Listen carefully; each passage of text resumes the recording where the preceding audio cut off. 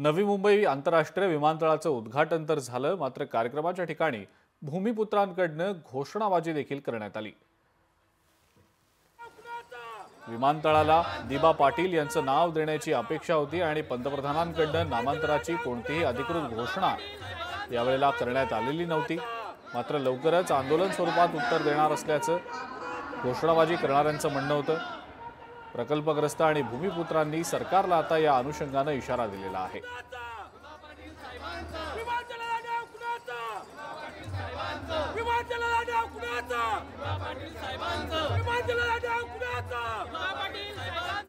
खरं म्हणजे आमच्या इथल्या प्रकल्पग्रस्तांनी जमिनी दिल्या, घरं दिली।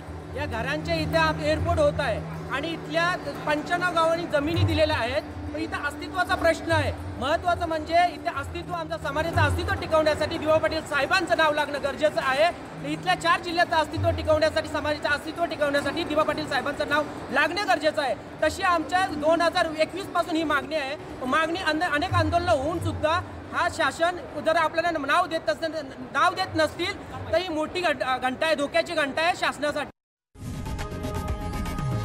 लोकशाही मराठी ऐका, पहा, जागरूक रहा।